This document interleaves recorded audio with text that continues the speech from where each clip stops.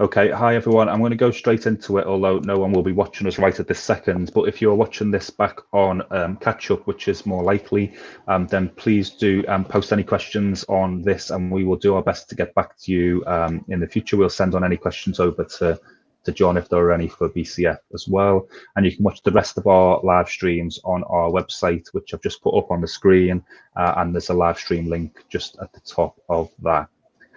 The format we take for this is, if you are watching live, you can just post any questions and we will put them to Jon or answer them ourselves. But it's an opportunity to talk to our funders, our other charity partners, and others, just to give a bit of an insight into our relationship with them, but also the work that they are doing in our communities as well, because we certainly see ourselves as Citizens Advice as a gateway into everything else. So we're not here to replace other charities and take over what everyone else is doing. We want to shine a light on what other organisations are doing as well. So Jon, it feels like a good time to introduce you. Do you want to introduce yourself and then just tell us a little bit about Berkshire Community Foundation, if that's okay? Certainly, Jake. Thank you. Yes, so I'm Jon Yates. I'm the Chief Operating Officer at Berkshire Community Foundation. So we are the foundation for Berkshire that raises money privately and gives it out to the voluntary sector. Briefly, what that actually means is that we are a funder of first order to small community and voluntary groups from right across Berkshire. But in doing, that's the reason we have a charity number, because we give out money. Give out money to people who need it, to help people who are in need. That's why we have a charity number. But what enables us to do that is by providing philanthropy services to people who have resources available, who want to see some social good come of their resources, and by putting it through us, and that's often companies, private individuals and other trusts, and some statutory funders, we are able to deliver that funding to those small grassroots organisations that make such a difference in people's lives, the length and breadth of the county. And so it's a highfalutin phrase, philanthropy services provider, but that's essentially what we do. We're a private trust. We are particular to Berkshire. We are part of a national network of community foundations. So there are 49 up and down the country. So there's one in Hampshire, there's one in Oxford, there's one in Wiltshire, there's one in London, or a couple in London actually, all around. And we've been around in Berkshire for 30 years doing this. But foundations in the UK started in the 1970s. So it's we've got a good track record, but we've never been busier than we are right now. I think I can truthfully say that for any of the foundations up and down the country. Our aim normally is to try and give out £1 million in a year. It's a good number. The more important fact is what that money achieves, but it's a good soundbite. But we've been able to achieve that the last 3 financial years, and that comes in the form of small grants, and normally to the order of something like 200 groups. So average grant of about £5,000, and the types of things we fund are generally anything to do with people.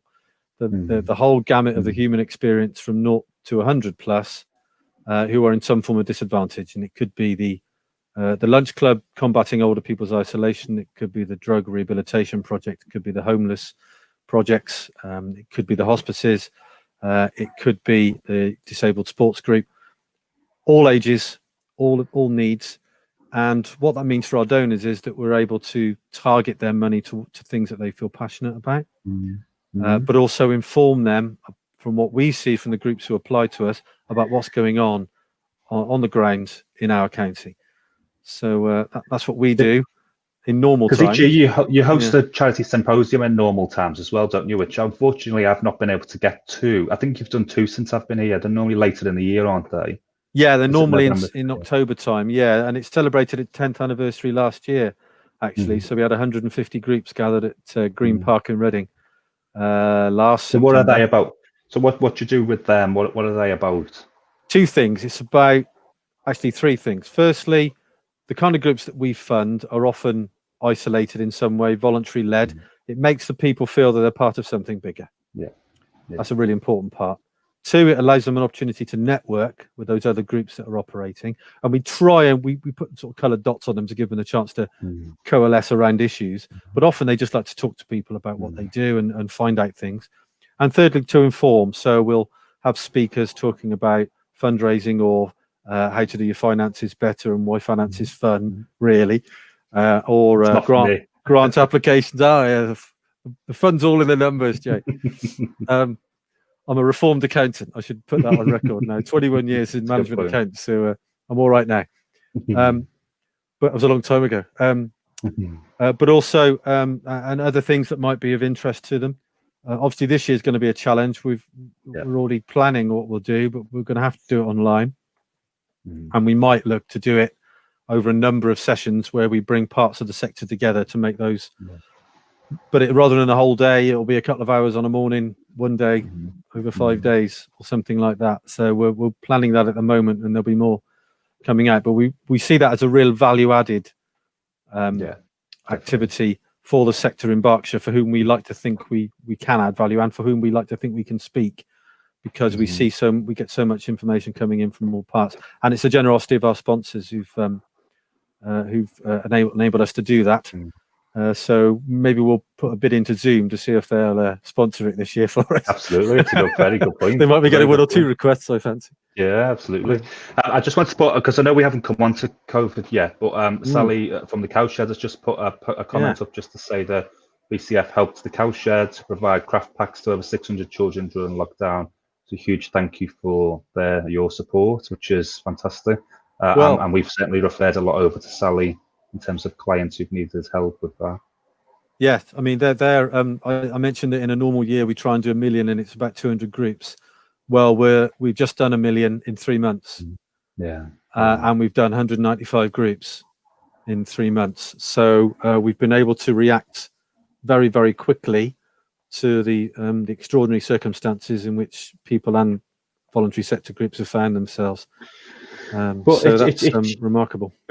It's huge, though, isn't it? Because obviously, we've all responded to COVID. We've had a similar situation. We've helped as many people in the last 15 weeks as we have in a year. And I don't say it lightly, which is why I wanted to just reiterate your point, because it's a huge amount of work that goes into that. Because that's not as if for the rest of the year you normally just sort of sit back and take things how it goes. We're normally always running around like headless chickens. So to be able to have done that in that short amount of time is huge. But for us, then we've got direct clients that we're trying to liaise with, but for you, there's a significant amount of charities that were absolutely under pressure who desperately needed help as soon as we were going into lockdown. And I remember one of your colleagues, Claire, gave me a call quite early on to try and identify some of those groups that weren't part of the council's project that might have needed your support quite early on.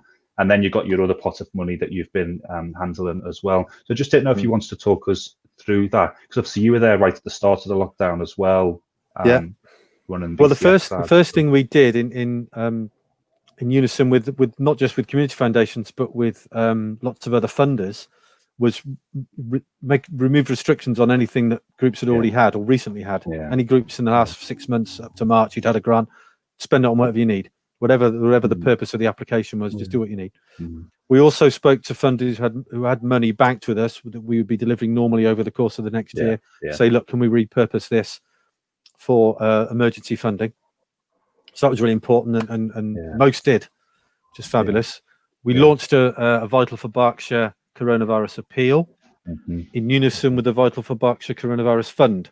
So one is to try and generate support, and the other was to distribute that support. Now, like most charities, we had a new Virgin Money giving page, or Just Giving, whichever one charities use. That's only actually generated about 5-6 grand from run-of-the-mill donations, if I can put it like that. But for people who've seen it somewhere, or they've texted us a tenner, or they've gone online and given us whatever they could, which is fabulous. And we're really grateful for that. But a lot of groups have done that. But where our, and this is where I go back to the philanthropy services piece, where our USP, for want of a better phrase, has come into play is the fact that we are relationship fund builders by nature. That's how we work. We build long-term strategic relationships with people who are looking to deliver their own philanthropy in whatever form and for whatever amount. And so we've been able to talk to a lot of those people who ordinarily give us money and generate more, particularly for this purpose, or funders have accelerated what they were going to give us, or they've introduced us to new people who've been able to give us some from the same sectors, perhaps. We've had quite a lot of support from pharmaceutical companies in the east of the county who are actually operating quite happily differently, obviously, got their own challenges, obviously, but we're able to find a few £1,000s or more somewhere to able to support us with. So that's been fantastic. So we've generated about £2 million altogether for the appeal. So that's redesignated. That is private donations, and we're up to nearly £1 million worth of corporate donations from Berkshire alone. On top of that, we have the National Emergencies Trust, which is for anybody viewing who doesn't know, is kind of the domestic equivalent to the Disasters Emergency Committee. So the DEC appeals you see coming on where there's something going on abroad. The National Emergencies Trust was created as a response to things that didn't go quite right in this space after particularly Grenfell and the Manchester bombing, with regard to people throwing money at because they felt such a call to do so, but then delivering that money well. And so the NET was created to sort of try and coalesce effort at times of national emergency. What they weren't expecting was it to be something that affected the whole country, I fancy, but rather something that happened somewhere. But this is the first emergency they've called, and they've been also working on a national level with corporates and with trusts, have benefited from some statutory support. We're a beneficiary of the Big Night In, if you remember the BBC telethon back in April. And they've raised about 82, I think, million quid nationally. And one of the key distribution partners for that has been community foundations up and down the country. So we've had £500,000 in Berkshire that we've already given out, and we've got another £250,000 to do. Now we think that's going to be the end of that particular funding stream. So that £2 million we've raised includes that £250,000 I know is coming. And the £1 million of grant making we've done, that's going to go up to about £1.5 million in the next 2 weeks, because we have done some serious work with one particular donor who want to do their own PR on this. So I'm not going to let the cat out the bag, but I'm looking forward to sharing it with them.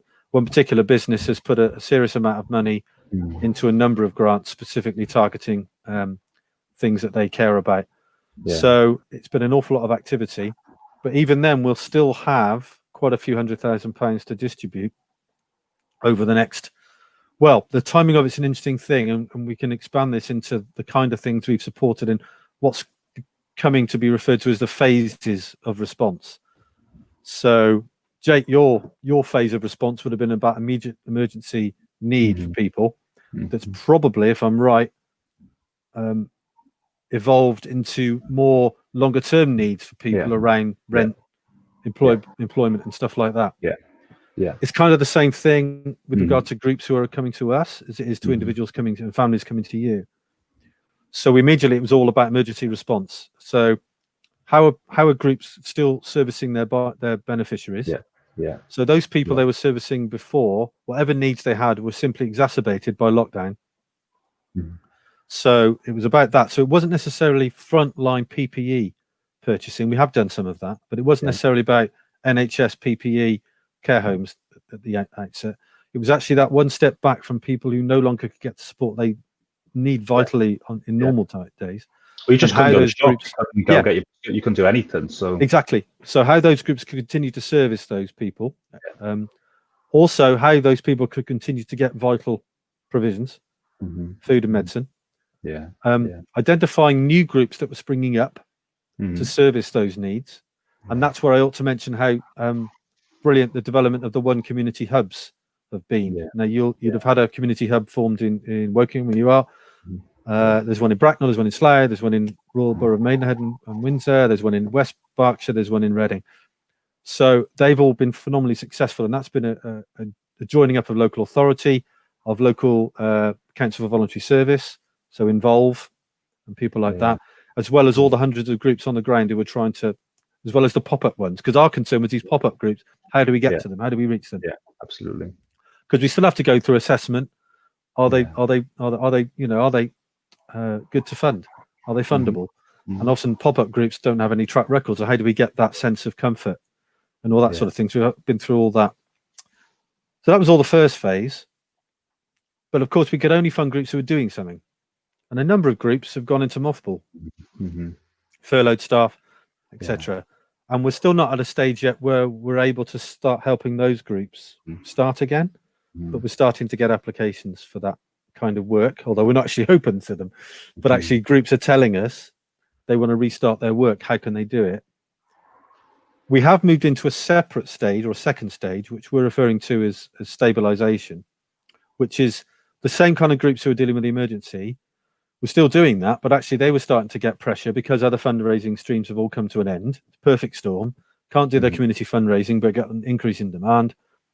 They still need to pay their rent. They've actually got more volunteers than they've ever had before. They need somebody to coordinate it. That person should be paid, etc. All that stuff going on. So about 2 months in, we opened it up to what we refer to as stabilisation. What we're now looking to do is how and when we open up to this, what was being called recovery, we're referring to it now as adaptation, because recovery implies we're going to get back to where we were before. We don't think that is going to be the case, but groups are going to have to adapt to what will be the new normal. And that might mean continuing to deliver their services online 3 weeks out of 4, but then meeting in the community centre for that 4th week, for that more of a personal gathering and stuff like that. So that's where we are at the moment. We're still looking to fund, and the National Emergency Trust funding is still all about those first 2 phases. We're having a bit of a dialogue at the moment about whether we can use some of it for adaptation work, and also our other funding streams that we can. So what we haven't tapped into yet is our sort of capital asset and what that generates for us that supports our grant making every year. We've still got that in reserve that we can look to phase in potentially in the autumn, but it's all subject to whatever else is going on. Let's say there's as definitely going to be as your work is. Yeah, there's definitely going to be far more challenges, but certainly for us, so we've got 2 funds from you at the moment. One was agreed last year, which I'll touch upon in a second, but the other one was just agreed recently, which is around the stabilisation pot, as far as I was aware of where it's been given for. So that was around, we've had 2,700 people we've helped now in the last 15 weeks, and some of them are obviously still coming back to us who share there's employment problems, etc. But we're still getting some people who do need that more immediate support, food and prescriptions and stuff. But we contacted every charity 15 weeks ago to ask what their plans were, and as you say, some closed, some just couldn't do it yet, but a lot were just still trying to figure it out, and it's took a couple of weeks to figure out what they're going to do. So we don't have an up-to-date list of what all of these people are doing. Some people are calling someone like us, that's the front door to all the other services. We have no idea really, unless we know those individuals, what they're doing. So that money allows us to build that list up, make sure it's as up-to-date as possible, and we're going to be sharing that with others as well. I don't know where this pod came from, but Tracy's just also put from United Charities that it was great that United Charities and yourselves could work together to fund a large project to reopen a women's refuge, which I believe is Berkshire Women's Aid, which is fantastic. And that came out of an initial grant that we gave Berkshire Women's Aid, and then the conversation moved on to them saying, well, actually, we're trying to reopen a refuge in Reading. We're getting an increase in demand, all the pressure that the organisation was under, but this is a large amount of money. So what we were able to do was talk to other funders we know, and Tracy's working with United Charities being a key one to that, and a couple of others, to try and see if we could raise that bigger sum of money, which I'm glad to say successfully we have been able to do so. And I think the refuge is, if it's not open yet, it's very soon. And that's great. Again, it's a great example of money, because it's the same with any stat, isn't it, really, obviously, but if you're an accountant, then you're just used to figures and facts and stuff, but it does absolutely make a huge difference there. So that collaboration with yourself and United Charities then really has an impact on vulnerable women who are going to need that support. And you've obviously got Cowshed there, who've also just gave another example. We'll have people who then can access more suitable services that are available to them in their area because of an up-to-date list. So, I think when you get the opportunity to, and we've talked about this before, we obviously went on this live stream, weren't we, about when do we settle down? And I'm sure you don't have the answer, because I'd love to know, but whenever we finally do get to look back and say, right, what did we learn from that? What did we achieve? I think you and lots of others, hopefully including ourselves, will have a lot to absolutely celebrate and think about what we were able to achieve with and for our communities. And see in your case also those relationships you'll have built with those charities who have all needed to step up quite quickly within this pandemic. And I think at the moment we just haven't had that. You can quickly reflect and say, oh, look how quickly we've gone through these 15 weeks, but I do think, you know, your next symposium or something will be really useful to think about what we've learned through that, you know, what prevented people from stepping up straight away, but also the huge impact that you clubbing together with your trustees and your other staff members really helped those other charities that were struggling. And I'm assuming a lot of them are pretty small charities as well that don't have to, you know, we've thankfully got an infrastructure nationally that can help us in times of crisis, but to have been left on our own during this must have been nearly impossible to deal with. But you will have been it's something like 153 different groups have had funding. Yeah. So we've done 195 grants. So a number of were in early and they've come back for more. Yes, and we've been glad to support them with more. Yeah. But 150 different groups right across the county, excuse me, doing a whole range of activity. But I was just going to say, what have you got a polar opposites? Have you got, because obviously without needing to mention the organisations, for example, what have you funded? Just rough examples. Can you recall? I think a lot of it has been about adaptation, not adaptation necessarily, but adaptation of work to how to deliver service. One of the concerns, a lot of groups came to us looking for new laptops. Okay, iPads or stuff like that originally. So we had some concerns in the early part. Well, it's great telling us you want them, but can you get them? And not only that, if you can get them, are your service users able to access the same equipment so they can still have the service? So a lot of it was about that. A lot of it was about volunteer management. Because we've never been more flush with volunteers, and actually the hubs particularly were given the NHS volunteer force to try and assimilate as well, which must have been a challenge. But obviously now we're seeing that ebb away. Some of it's been about particular things in particular instances. So in some, we have done a bit of care home stuff. We've done some hospices, and you know, I'm not sure it's widely known how much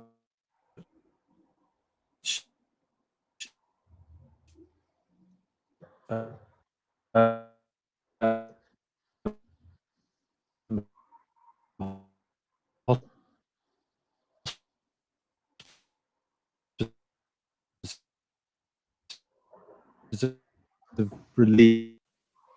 We're back.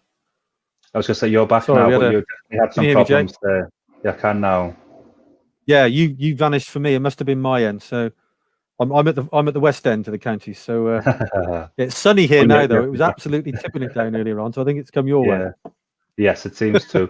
But sorry, you're definitely back now. So you're back on. Yeah. Well, I was just talking about in the range of work. You know, the hospices, the work they've done to alleviate pressure on NHS, and the pressure that's created for them. The care homes, likewise. Yeah. But you know, I'll bring it up. There's been an awful lot of discussion in national media.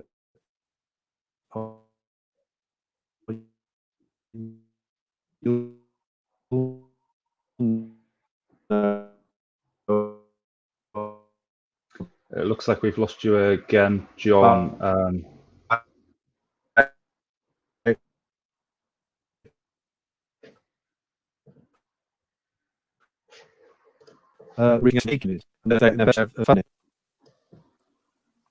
I back? Sorry.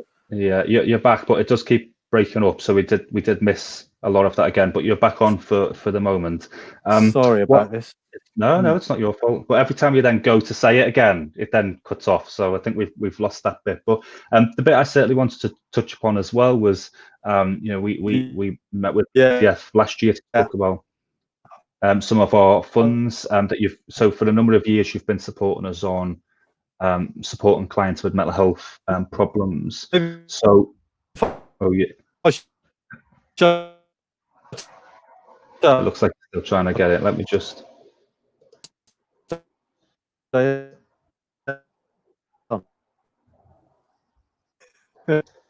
is the problem with internet and working from home.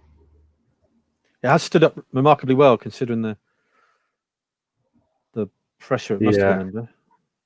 I've got everything else off. Yeah. But as I just want my teenage kids downloading a movie or something like that. That's probably true. Yeah. I did just want to touch upon the mental health bit. I just want to touch upon the mental health bit. As I was saying before, that previously BCF had supported us with a mental health caseworker, and when we were reviewing that and the impact of the work, which obviously is really important, and we've seen this over the last 15 weeks as well. A lot of the clients who've called us at mental health, obviously concerns have gone up. There's a lot more social isolation. There's a lot more pressure on individuals. People are a lot more isolated from others as well, and the support networks.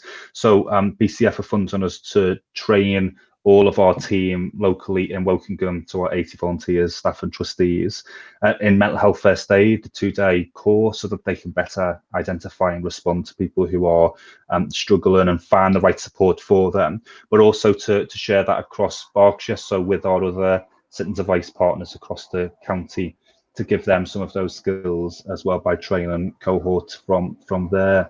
So again, I just think it's another useful example of that wider impact that, relatively small in terms of, if you give out £1 million, this is about £7,000-8,000, which is still a huge amount for us to receive locally, but that makes a significant impact then. So when you do replicate that across that £1 million, the impact that will have on our communities is just huge. So, you and your colleagues must definitely be really proud of the work that you're doing as part of your charity generally. Yes, we are.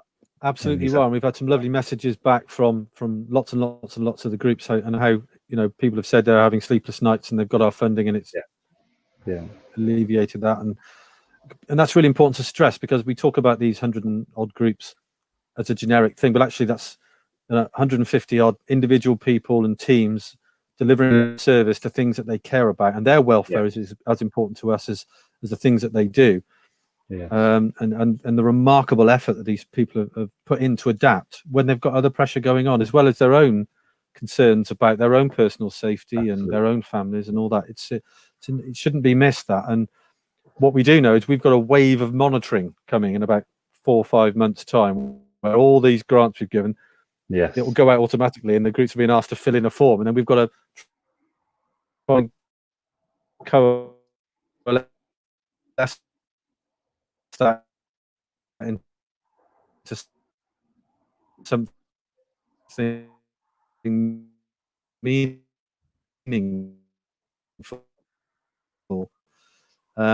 Rougher the 9th moment. Am I back? You're back. Am I back? But we did catch most of that, which was around the market, the monitoring form that's going to come out later this year, and supporting people through that.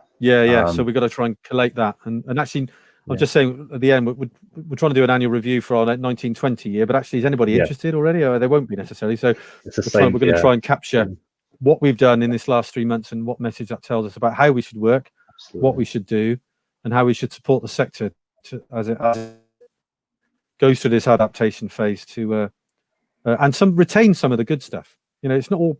There's a lot of good stuff happened, and we need to pick that out and make sure we retain it. Those hubs, I'd love to see continuing, and I believe that there's a strong will to do so. The use of electronic means to actually engage more people in what we do and reach more people.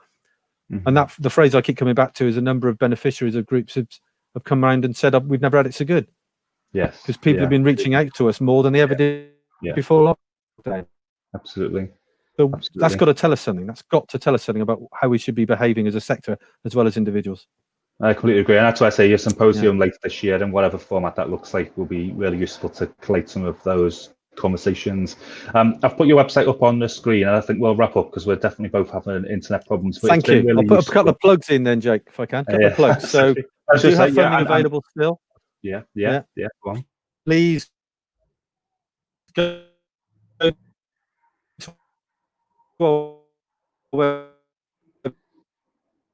You're breaking up on your plugs as well, unfortunately, John.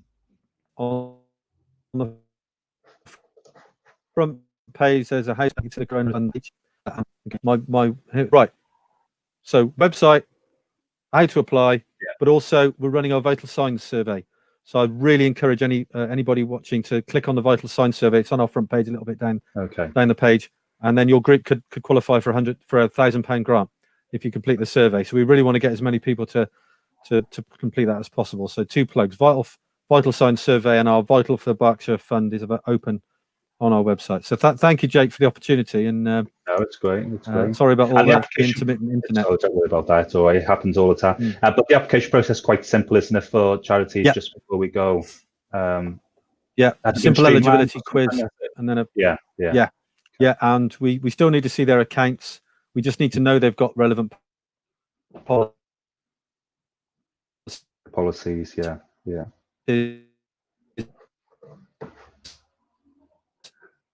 Okay, but we'll wrap it up there. So thank you everyone for watching, and do visit the website if you want to find more information.